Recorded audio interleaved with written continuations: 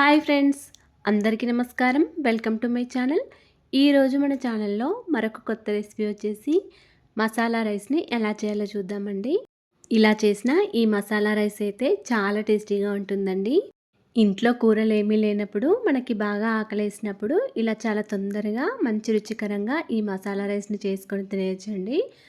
అంతేకాకుండా పిల్లలకి లంచ్ బాక్స్లోకి కూడా ఇలా చేసి పెట్టేయచ్చండి. వాళ్ళు చాలా ఇష్టంగా తింటారు.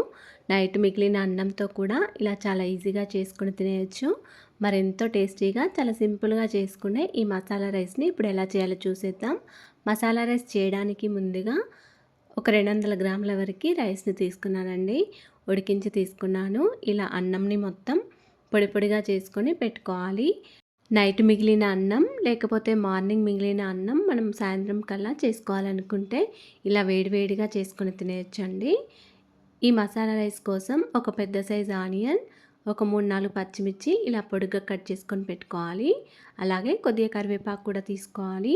తర్వాత స్టవ్ ఆన్ చేసుకొని ఒక కడాయిలో 1 టేబుల్ స్పూన్ వరకు ఆయిల్ వేసుకోవాలి. ఆయిల్ వేడైన తర్వాత 1 టీ స్పూన్ వరకు జీలకర్ర ఆవాలు వేసుకొని ఫ్రై చేసుకోండి.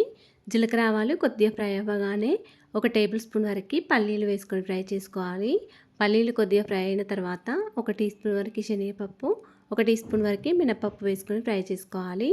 అలాగే కట్ చేసుకొని పెట్టుకున్న పచ్చిమిర్చి, ఆనియన్స్, కరివేపాకు కూడా వేసుకొని ఫ్రై చేసుకోవాలి.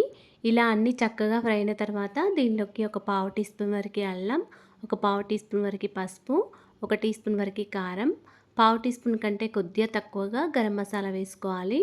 ఇలా అన్నీ వేసిన తర్వాత మొత్తం అంతా ఒకసారి కలుపుకోవాలి. ఇలా కారం మనం పోపులో వేయడం ద్వారా మనకి ఈ మసాలా రైస్ చాలా టేస్టీగా ఉంటుందండి. ఇప్పుడు పొడి పొడిగా చేసుకొని పెట్టుకున్న ఈ అన్నంని మొత్తం వేసుకొని రుచికి సరిపడా సాల్ట్ని కూడా వేసుకోవాలి. ఇలా సాల్ట్ వేసిన తర్వాత మొత్తం అంతా ఒకసారి కలుపుకోవాలి. మనం వేసిన పోపు అంతా కూడా అన్నంలో మంచిగా కలిసే విధంగా బాగా కలుపుకోవాలండి. స్టవ్ని హై ఫ్లేమ్లో పెట్టుకుంటూ ఈ రైస్ని మంచిగా ఫ్రై చేసుకోవాలి. ఒక 2 మినిట్స్ వరకు మంచిగా ఫ్రై చేసుకోవాలండి. ఇప్పుడు దీనిలోకి కొద్దిగా కొత్తిమీర, కొద్దిగా నిమ్మరసం కూడా వేసుకోవాలి. ఇలా ఒక అరచెక్క కంటే కొద్దిగా తక్కువగా నిమ్మరసం వేసుకోండి. ఇలా నిమ్మరసం వేస్తే మనకి మసాలా రైస్ అనేది చాలా టేస్టీగా ఉంటుందండి. ఇలా కొత్తిమీర, నిమ్మరసం వేసిన తర్వాత మళ్ళీ మొత్తం అంతా ఒకసారి కలుపుకోవాలి.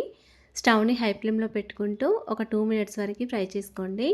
అంతేనండి, ఎంతో టేస్టీగా సింపుల్గా చేసుకునే మసాలా రైస్ రెడీ అయిపోయింది.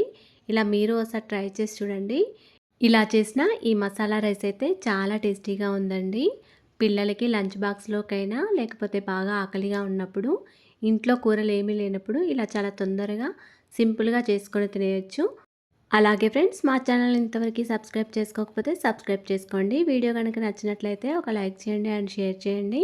ప్లీజ్ మా ఛానల్ని సపోర్ట్ చేయండి. Thanks for watching.